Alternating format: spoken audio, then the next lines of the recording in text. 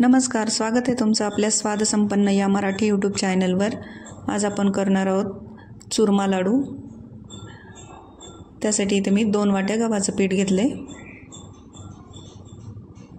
आणि त्याच्यामध्ये अर्धी वाटी रवा घेऊ। एक मोठा चमचा बेसन पीठ घेतले आणि 3 चमचे तूप टाकून घेऊ याच्यात।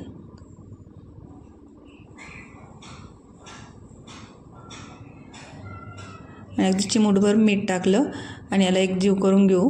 सगळ्या पिठाला आपल्या तूप चोळून घेऊ।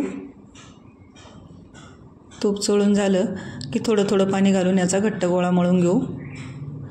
पीठ एकदम घट्टच मळायचं। आता इथे मळून झालं आहे आपलं पीठ। तर आपण याच्यामध्ये रवा घातलेला आहे, त्यामुळे याला 10 मिनिट ठेवू, म्हणजे आपला रवा फुगल। आता 10 मिनिट झालेत। पीठ थोडंसं मळून घेऊ आपलं आणि याचे छोटे छोटे गोळे घेऊन याला असा पुरीसारखा हातावर प्रेस करून आकार द्या, किंवा मग असा मुटक्याचा आकार द्या, किंवा तुम्हाला पाहिजे तो आकार देऊन घ्या। मी असा पुऱ्यांसारखा आकार देऊन घेतला आहे।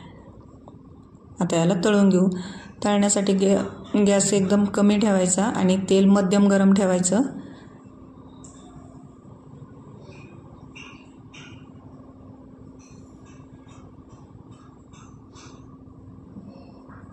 तेल खूप जास्त गरम असेल तर वरून कलर येतो झटपट आणि आतमध्ये तसंच पीठ राहतं, त्यामुळे तेल मध्यमच गरम ठेवा। गॅस पण कमीच ठेवा आणि याला दोन्ही बाजूने छान सोनेरी रंगावर तळून घेऊ।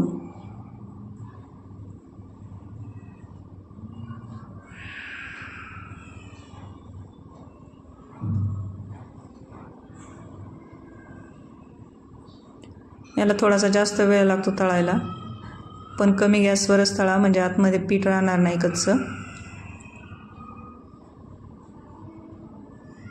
आता हे तळून झाल्यात आपल्या पुऱ्या, काढून घेऊया।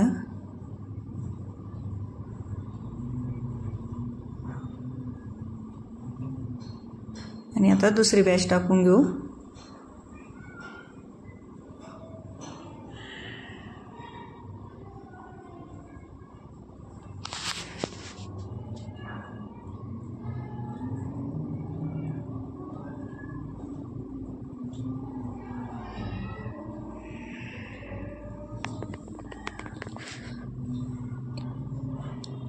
या पुऱ्यांना आपण तसंच सोनेरी रंगावर तळून घेऊ।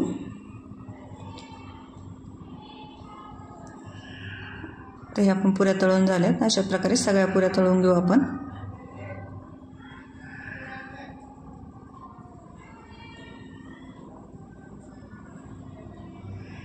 ते इथे तळून झाल्यात आपल्या सगळ्या पुऱ्या।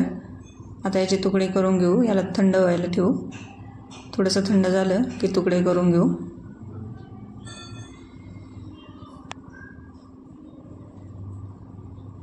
आता इथे सगळे तुकडे करून घेतलेत। त्याला मिक्सरच्या भांड्यात घालून थोडं थोडंच घालायचं आणि बारीक करून घेऊ।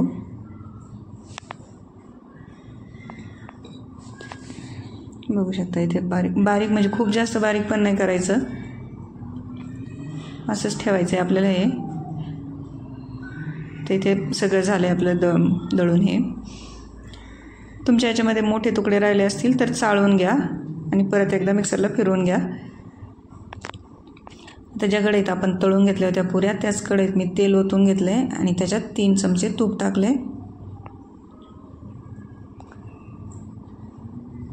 आणि 1 वाटी चिरून घेतलेला गूळ घेतला आहे। आता गूळ आपल्याला वितळवून घ्यायचा आहे।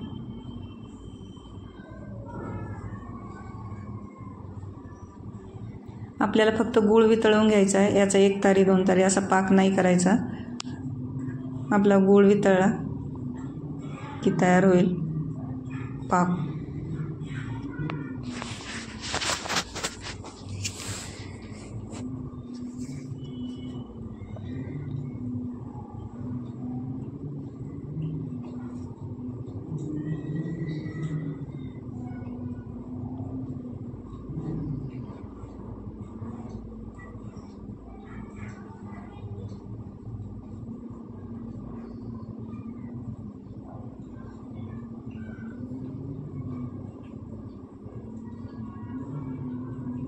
तर इथे बघू शकता आपला गूळ वितळला आहे.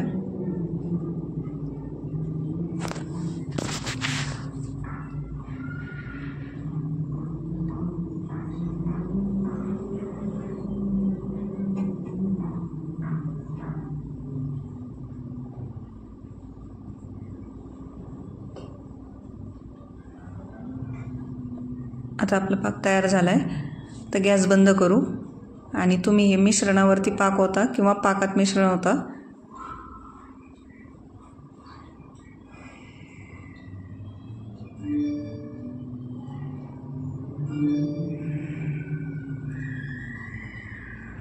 आणि याला मिक्स करून घेऊ.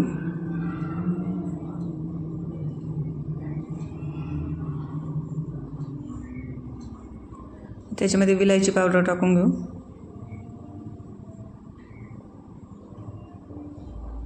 थोडेसे काजू बदामाचे तुकडे इथे आणि अर्धा चमचा खसखस टाकू.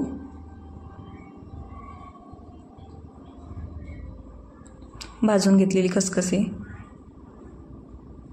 आता हे सगळं मिक्स करून घेऊ.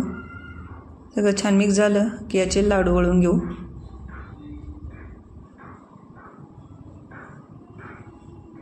तुम्हाला ज्या पाहिजे त्या आकारात लाडू वळून घ्या, लहान मोठ्या.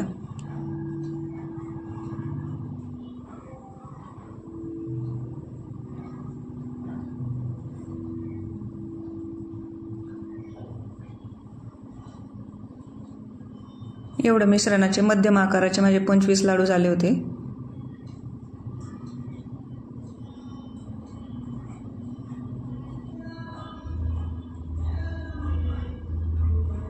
तयार झालेत आपले सगळे लाडू. खायला खूप छान आणि पौष्टिक असे लाडू एक वेळेस नक्की करून बघा. गणपती बाप्पाला पण नैवेद्यासाठी. बघू शकता आतमध्ये पण एकदम असे मस्त झालेत हे लाडू.